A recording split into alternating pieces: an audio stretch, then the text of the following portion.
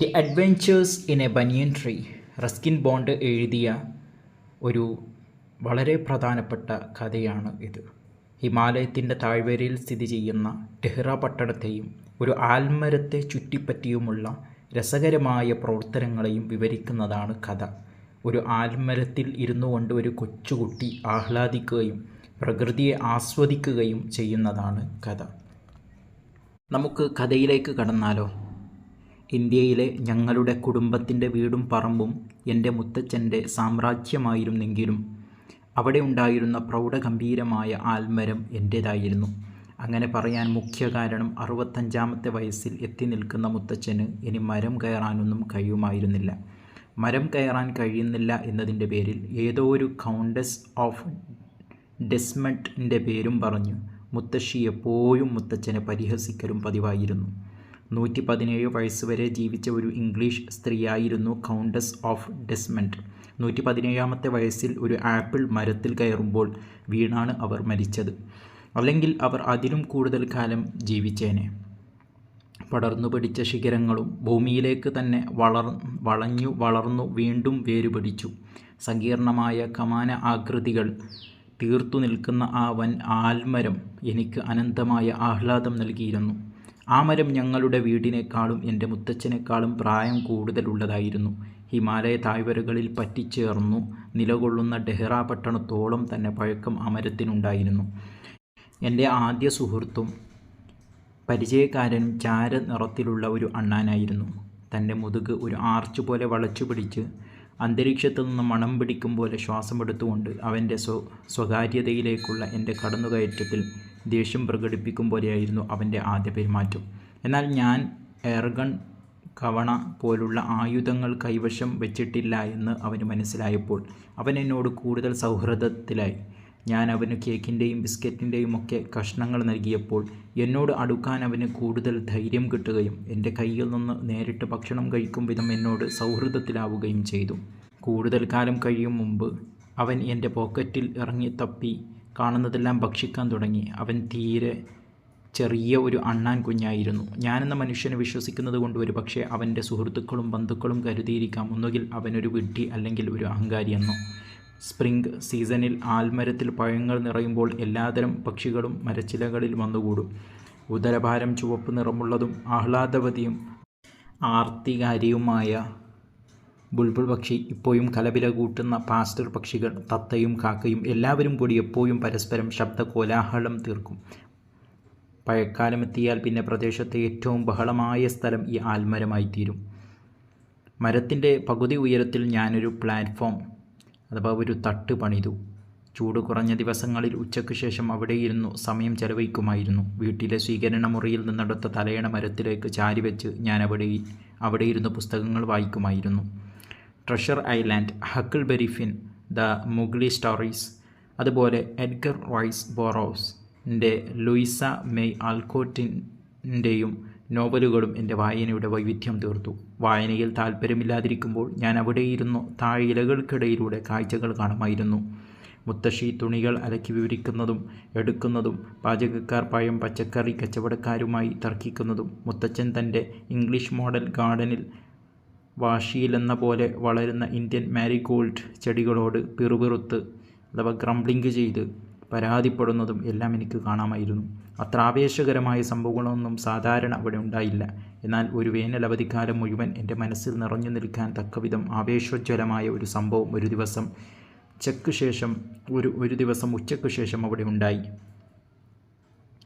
പൂന്തോട്ടത്തിലൊരു കീരിയും മൂർഖൻ പാമ്പും മരണം വരെ പോരാടിയത് ഞാൻ അവർക്ക് മുകളിൽ മരത്തിലിരുന്നു കൊണ്ട് കണ്ടതായിരുന്നു ആ സംഭവം. അതൊരു ഏപ്രിൽ മാസത്തിലെ ഉച്ചയ്ക്ക് ശേഷമായിരുന്നു. അടുത്തുകൊണ്ടിരുന്ന വേനൽക്കാല ചൂടുകാറ്റ് കാരണം മുത്തച്ഛനടക്കം എല്ലാവരും വീട്ടിനകത്തായിരുന്നു. എനിക്കും ഉച്ചമയക്കം അനുഭവപ്പെട്ടു. വീടിൻ്റെ പുറകിലെ കുളത്തിൽ പോയി നീന്തിയാലോ എന്നൊക്കെ ഞാൻ ആലോചിച്ചു. അപ്പോഴാണ് മുൾച്ചെടിക്കൂട്ടത്തിൽ നിന്ന് ഒരു വലിയ മൂർഖൻ പുറത്തേക്ക് ഇഴഞ്ഞു വന്നു ഗാർഡനിലെ തണുപ്പുള്ള സ്ഥലം ലക്ഷ്യമാക്കി നീങ്ങുന്നത് ഞാൻ കണ്ടത്. അതേസമയം തന്നെ ചെടികൾക്കിടയിൽ നിന്ന് ഒരു കീരിയും പ്രത്യക്ഷപ്പെട്ട് പാമ്പിനെ ആക്രമിക്കാനെന്ന പോലെ ഇറങ്ങി വന്നു. ഞാനിരിക്കുന്ന മരത്തിന് തൊട്ടുതാഴെ തുറസായ ഒരു സ്ഥലത്ത് നല്ല വെയിലിൽ അവ രണ്ടും മുഖാമുഖം വന്നു നിന്നു. ആ മൂർഖന് അറിയാമായിരുന്നു കീരി നല്ല ആക്രമണ സ്വഭാവമുള്ള അഥവാ അഗ്രസീവായ തന്ത്രശാലിയായ മികച്ചൊരു പോരാളിയാണെന്ന്. എന്നാൽ മൂർഖനും ഒട്ടും മോശമല്ലാത്ത കഴിവും പരിചയവുമുള്ള നല്ലൊരു പോരാളി തന്നെ. മിന്നൽ വേഗത്തിൽ ചലിച്ചു ശത്രുവിനെ കൊത്താൻ അവന് കഴിയും. അവൻ്റെ കൂർത്ത വിഷപ്പല്ലുകൾക്ക് പിറകിലെ അറയിൽ മാരകമായ വിഷം നിറഞ്ഞിരിക്കുകയായിരുന്നു. ഏതായാലും ഇതൊരു വീരശൂര പോരാളികളുടെ പോരാട്ടം തന്നെയാകും. ദാർഢ്യം ചീറ്റിക്കൊണ്ട് തൻ്റെ രണ്ടായി പിളർന്ന നാക്ക് അകത്തേക്കും പുറത്തേക്കും ഇട്ടുകൊണ്ട് തൻ്റെ 6 അടി ശരീരത്തിൻ്റെ 3 അടിയും തറയിൽ നിന്നുയർത്തി പത്തി വിടർത്തി നിന്നു. എന്നാൽ കീരിയും തൻ്റെ വാലിലെ രോമമെല്ലാം വിടർത്തി നിന്നു. തൻ്റെ മുതുകത്തെ കട്ടിയുള്ള രോമമെല്ലാം എഴുന്നു നിന്നു. പലവട്ടം ഈ രോമങ്ങളാണ് അവനെ മാരകമായേക്കാവുന്ന പാമ്പുകടിയിൽ നിന്നു രക്ഷിച്ചിട്ടുള്ളത്. മരത്തിനു മുകളിലെ എൻ്റെ സാന്നിധ്യത്തെക്കുറിച്ച് ഇവ 2 പോരാളികൾക്കും അറിവില്ലെങ്കിലും മറ്റു 2 കാഴ്ചക്കാരെക്കുറിച്ച് അവർ ബോധവാന്മാരായി. ഒന്നൊരു മൈനയും മറ്റേത് ഒരു കാട്ട് കാക്കയുമായിരുന്നു. ആ കാക്ക പട്ടണത്തിലൊക്കെ കാണുന്ന പോലുള്ള തന്ത്രശാലിയായിരുന്നില്ല. ഈയൊരു പോരാട്ടത്തിനുള്ള ഒരുക്കം അവർ കണ്ടിട്ടുണ്ടായിരുന്നു. അതുകൊണ്ട് തന്നെ മത്സരഫലം എന്താകുമെന്ന് അറിയാൻ വേണ്ടി മുൾച്ചെടിക്ക് മുകളിൽ അവർ കാത്തിരുന്നു. അവർ വെറും കാഴ്ചക്കാരായി മാത്രം നിന്നിരുന്നുവെങ്കിൽ അതാകുമായിരുന്നു 2 പേർക്കും നല്ലത്. മൂർഖൻ പ്രതിരോധത്തിൽ നിലകൊണ്ടു. കീരിയെക്കൊണ്ട് തെറ്റായ മുന്നേറ്റം നടത്താൻ പ്രേരിപ്പിക്കും വിധം പാമ്പ് ഒരു വശത്തു നിന്ന് മറ്റൊരു വശത്തേക്ക് എന്നിങ്ങനെ ഇളകി ആടിക്കൊണ്ട് നിലയുറപ്പിച്ചു. പക്ഷേ തൻ്റെ എതിരാളിയുടെ തിളക്കമാർന്നതും ഇമച്ചിമ്മാത്തതുമായ കണ്ണിൻ്റെ ശക്തിയെ കീരിക്ക് നല്ല ബോധ്യമുണ്ടായിരുന്നു. അതുകൊണ്ട് തന്നെ കീരി മൂർഖൻ്റെ കണ്ണുകളിലേക്ക് നോട്ടം ഒഴിവാക്കി. പകരം പാമ്പിൻ്റെ പത്തിക്ക് ഉറപ്പിച്ചുകൊണ്ട് കീരി ആക്രമണം തുടങ്ങി. മൂർഖൻ്റെ പിടിയിൽ എത്തും വരെ മുന്നോട്ട് നീങ്ങിക്കൊണ്ട് കീരി പെട്ടെന്ന് ഒരു വശത്തേക്ക് വ്യാജ നീക്കം നടത്തി. ഉടനെ പാമ്പ് ആഞ്ഞുകൊത്തി. പാമ്പിൻ്റെ വിടർത്തിയ പത്തി അതിവേഗത്തിൽ താഴുന്നത് കണ്ടു. ഇനി കീരിയെ ഒരു ശക്തിക്കും രക്ഷിക്കാനാകില്ലെന്ന് ഞാൻ കരുതി. പക്ഷേ ആ കൊച്ചു ചങ്ങാതി അതിവേഗം ഒരു വശത്തേക്ക് തെന്നിമാറുകയും അതേ വേഗത്തിൽ തിരിച്ചു പാമ്പിൻ്റെ പുറത്തേക്ക് ചാടി വീണ് കടിക്കുകയും വളരെ പെട്ടെന്ന് തന്നെ പാമ്പിൻ്റെ പിടിയിൽ നിന്ന് അകന്നു മാറുകയും ചെയ്തു. പാമ്പ് കീരിയെ കൊത്താൻ തുനിഞ്ഞ ആ നിമിഷം തന്നെ കാക്കയും മൈനയും പാമ്പിന് നേരെ കുതിച്ചു. പക്ഷേ അവർ പരസ്പരം അന്തരീക്ഷത്തിൽ കൂട്ടിമുട്ടുകയാണുണ്ടായത്. വേദന കൊണ്ട് കരഞ്ഞുകൊണ്ട് അവർ മുൾച്ചെടിക്ക് മുകളിലെ തങ്ങളുടെ ഇരിപ്പിടത്തേക്ക് തന്നെ തിരിച്ചു പറന്നു. പാമ്പിൻ്റെ ശരീരത്തിൽ ഏതാനും രക്തത്തുള്ളികൾ പൊടിഞ്ഞു. അവ വെയിലിൽ തിളങ്ങി. പാമ്പ് വീണ്ടും കൊത്താൻ ശ്രമിച്ചു. പക്ഷേ ലക്ഷ്യം തെറ്റി. കീരി വീണ്ടും പാമ്പിൻ്റെ ലക്ഷ്യത്തിൽ നിന്ന് തന്ത്രശാലിയായി തെന്നിമാറി പാമ്പിൻ്റെ മേൽ ചാടി വീണു കടിച്ചു. ആ പക്ഷികളും പാല് നേരെ കുതിച്ചു. പക്ഷേ വീണ്ടും പരസ്പരം കൂട്ടിമുട്ടുകയും വേദനിച്ച് കരഞ്ഞുകൊണ്ട് മുൾച്ചെടിയിലെ തങ്ങളുടെ സുരക്ഷിത താവളത്തിലേക്ക് തന്നെ തിരിച്ചു പോരുകയും ചെയ്തു. പോരാട്ടത്തിൻ്റെ 3-ാം റൗണ്ടും ആദ്യ പോലെ തന്നെ തുടർന്ന്. പക്ഷേ ഇപ്രാവശ്യം നാടകീയമായ ഒരു മാറ്റമുണ്ടായി. മൈനയും കാക്കയും ഈ പോരാട്ടത്തിൽ തുടരാൻ തന്നെ തീരുമാനിച്ചു. എന്നാൽ ഈ പ്രാവശ്യം അവർ പരസ്പരം കൂട്ടിയടിക്കാതെ അവരുടെ ലക്ഷ്യം തെറ്റി. മൈന തൻ്റെ കുതിപ്പ് മുന്നോട്ട് തന്നെ നടത്തി അവസാനം ഇരിപ്പിടത്തേക്ക് തിരിച്ചു. എന്നാൽ കാക്ക പാതി വഴിയിൽ അന്തരീക്ഷത്തിൽ ഉയർന്ന് പെട്ടെന്ന് തിരയാൻ ശ്രമിച്ചു. ആ നിമിഷം തന്നെ മൂർഖൻ തൻ്റെ തിരിച്ചുകൊണ്ട് ശക്തമായി ആഞ്ഞടിച്ചു. മൂർഖൻ്റെ തലയുടെ മുൻഭാഗം കാക്കയുടെ ശരീരത്തിൽ ശക്തമായ പ്രഹരം ഏൽപ്പിച്ചു. ഗാർഡന് കുറുകെ ഏകദേശം 20 അടി അകലത്തേക്ക് കാക്ക തെറിച്ചു പോകുന്നത് ഞാൻ കണ്ടു. അതവിടെ അല്പനേരം കിടന്നു പിടഞ്ഞ് പിന്നെ നിശ്ചലമായി. മൈന മുൾച്ചെടിയിൽ തന്നെ ഇരുപ്പുറപ്പിച്ചു. പിന്നീട് പോരാട്ടത്തിൽ പങ്കെടുക്കാതെ ബുദ്ധിപൂർവ്വം മാറി നിന്നു. മൂർഖൻ തളരുകയായിരുന്നു. എന്നാൽ കീരി അല്പം പോലും ഭയപ്പാടില്ലാതെ മുന്നോട്ട് നീങ്ങി. തൻ്റെ കൊച്ചുകാലുകളിൽ ഉയർന്നു നിന്ന് പാമ്പിൻ്റെ തലമിന്നൽ വേഗത്തിൽ തൻ്റെ വായ്ക്കകത്താക്കി. മൂർഖൻ വേദന കൊണ്ട് പുളഞ്ഞു. തൻ്റെ ശരീരം ഭയാനകമാം വിധം നിലത്തടിച്ചു. കീരിയുടെ ശരീരത്തിൽ ചുറ്റി വരിഞ്ഞു. പക്ഷേ എല്ലാം നിഷ്ഫലം. മൂർഖൻ തൻ്റെ പോരാട്ടം പാടെ അവസാനിപ്പിക്കും വരെ നമ്മുടെ കൊച്ചു കീരി പാമ്പിൻ്റെ ശരീരം കടിച്ചു പിടിച്ചു നിന്നു. പിന്നീട് കിടന്നു പിടക്കുന്ന പാമ്പിൻ്റെ ശരീരമാസകരമൊന്ന് മണം പിടിച്ച് പത്തിയുടെ ഭാഗം കടിച്ചു പിടിച്ചു കൊണ്ട് കീരി അതിനെ കുറ്റിക്കാട്ടിലേക്ക് വലിച്ചയച്ചു. മൈന ശ്രദ്ധയോടെ താഴേക്കിറങ്ങി ചാടി നടന്നു വന്ന് സുരക്ഷിതമായി അകലത്തു നിന്നുകൊണ്ട് കുറ്റിക്കാട്ടിലേക്ക് എത്തി നോക്കി. എന്നിട്ടു അഭിനന്ദനത്തിന് ഒരു ആർപ്പുവിളി ശബ്ദമുണ്ടാക്കി എങ്ങോ പറന്നുപോയി. ഞാനും മരത്തു നിന്ന് താഴെ ഇറങ്ങി വീട്ടിലേക്ക് പോയി. ഞാൻ കണ്ട പോരാട്ടത്തെക്കുറിച്ച് മുത്തച്ഛനോട് പറഞ്ഞു. കീരി പോരാട്ടം ജയിച്ചു എന്നറിഞ്ഞതിൽ മുത്തച്ഛൻ ഏറെ സന്തോഷിച്ചു. അടുക്കളയിൽ നിന്നുള്ള ഭക്ഷണ അവശിഷ്ടങ്ങൾ നൽകി കൊണ്ട് കീരിയെ ഗാർഡനിൽ തന്നെ ജീവിക്കാൻ മുത്തച്ഛനെ പ്രോത്സാഹിപ്പിച്ചിരുന്നു. പാമ്പുകളെ കീരി അകറ്റി നിർത്തും എന്നതായിരുന്നു അതിനുള്ള കാരണം.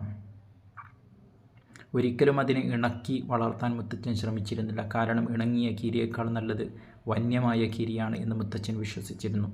ഗാർഡൻ്റെ 4 മൂലയിലും ഈ കീരി റോന്തു ചുറ്റുന്നത് പലവട്ടം ഞാൻ ആൽമരത്തിലിരുന്ന് കണ്ടിട്ടുണ്ട്. ഒരിക്കൽ ഒരു കോഴിമുട്ടയും വായിലാക്കി വരുന്നത് കണ്ടപ്പോൾ എനിക്ക് മനസ്സിലായി ഇവൻ കോഴിക്കൂട്ടിലും സന്ദർശനം നടത്തുന്നുണ്ടെന്ന്. എന്നാൽ അവൻ ഒരിക്കലും കോഴികളെ ആക്രമിച്ചിട്ടില്ല. പാമ്പുകളെ വീട്ടിൽ നിന്ന് അകറ്റി നിർത്തുന്നതുകൊണ്ട് അവൻ കോഴിമുട്ട മോഷ്ടിക്കുന്നത് മുത്തശ്ശി ക്ഷമിക്കുമായിരുന്നു. ചാരനിറത്തിലുള്ള അണ്ണാൻ്റെയും വെള്ള എലിയുടെയും വിചിത്ര വിശേഷത്തിൻ്റെ പശ്ചാത്തലം കൂടിയായിരുന്നു ആ ആൽമരം എന്ന് പറയാം. വെള്ള നിറത്തിലുള്ള എലി മുത്തച്ഛൻ്റെതായിരുന്നു. അങ്ങാടിയിൽ നിന്ന് 4 അണക്ക് മുത്തച്ഛൻ വാങ്ങിയതാണതിനെ. ഞാൻ മിക്കപ്പോഴും അതിനെ എൻ്റെ കൂടെ ആൽമരത്തിലേക്ക് കൊണ്ടുപോകാറുണ്ടായിരുന്നു. അവിടെ അത് ഏതോ ഒരു അണ്ണാനുമായി സൗഹൃദത്തിലായി. അവർ ആ മരച്ചിലകളിലൂടെ വിനോദസഞ്ചാരം പോലെ ചുറ്റിക്കറങ്ങാനും പതിവായിരുന്നു. അങ്ങനെ ആ അണ്ണാൻ കൂടുണ്ടാക്കാൻ തുടങ്ങി. ആദ്യം അത് എൻ്റെ പോക്കറ്റിൽ കൂടുണ്ടാക്കാൻ ശ്രമിച്ചു. അതെനിക്ക് മനസ്സിലായി. ഞാൻ വീട്ടിലെത്തി വസ്ത്രം മാറുമ്പോൾ എൻ്റെ പോക്കറ്റിൽ നിന്ന് പുല്ലും വൈക്കോലുകളും എല്ലാം താഴെ വീഴുന്നത് ഞാൻ കണ്ടു. അങ്ങനെ ഒരു ദിവസം മുത്തശ്ശിയുടെ തയ്യൽ സാമഗ്രികൾ കാണാതെയായി. ഞങ്ങൾ എല്ലായിടത്തും അതിനു വേണ്ടി തിരഞ്ഞെങ്കിലും വിജയം കണ്ടില്ല. പിറ്റേ ദിവസം ആൽമരത്തിലെ പൊത്തിൽ എന്തോ ഒരു വസ്തു തിളങ്ങുന്നതായി ഞാൻ കണ്ടു. മുകളിൽ കയറി പരിശോധിച്ചപ്പോൾ മുത്തശ്ശിയുടെ തയ്യൽ സൂചിയുടെ അഗ്രമായിരുന്നു ആ തിളങ്ങിയിരുന്നതെന്ന് കണ്ടെത്തി. കൂടുതൽ പരതിയപ്പോൾ ആ മരപ്പൊത്ത് മുഴുവൻ തയ്യൽ സാധനങ്ങൾ കൊണ്ട് നിറഞ്ഞിരിക്കുകയാണെന്നും മനസ്സിലായി. അതിലുണ്ടായിരുന്ന കമ്പിളിക്കൂട്ടത്തിൽ 3 അണ്ണാൻ കുഞ്ഞുങ്ങളെ കണ്ടു. എല്ലാം വെളുത്ത നിറത്തിലുള്ളതായിരുന്നു. വെളുത്ത നിറത്തിലുള്ള അണ്ണാൻ കുഞ്ഞുങ്ങളെ മുത്തച്ഛൻ പോലും ഇതിനു മുമ്പ് കണ്ടിരുന്നില്ല. ഞങ്ങളെല്ലാം അത്യത്ഭുതത്തോടെ അവയെ നോക്കി നിന്നു. കുറച്ചു നേരത്തേക്ക് ഞങ്ങൾ ആശയക്കുഴപ്പത്തിലായിരുന്നു. എന്നാൽ വെള്ള എലിയുടെ മരത്തിലുള്ള പതിവ് സന്ദർശനത്തെക്കുറിച്ച് ഞാൻ പറഞ്ഞപ്പോൾ മുത്തച്ഛൻ പറഞ്ഞു, ആ വെള്ള എലി തന്നെയാകണം ഈ വെളുത്ത അണ്ണാൻ കുഞ്ഞുങ്ങളുടെ അച്ഛനെന്നും. എലികളുടെ അണ്ണാനും പരസ്പരം ബന്ധമുള്ള ജീവികളെന്നും അവയ്ക്ക് പരസ്പരം മക്കളുണ്ടാകാനുള്ള സാധ്യത ഉണ്ടെന്നും മുത്തച്ഛൻ പറഞ്ഞു. ഇക്കാര്യത്തിൽ ഈ വെളുത്ത അണ്ണാൻ കുഞ്ഞുങ്ങൾ അങ്ങനെയുണ്ടായ മക്കൾ ആണെന്നർത്ഥം. ഇതാണ് adventures in A banian tree എന്ന കഥയുടെ ചുരുക്കം.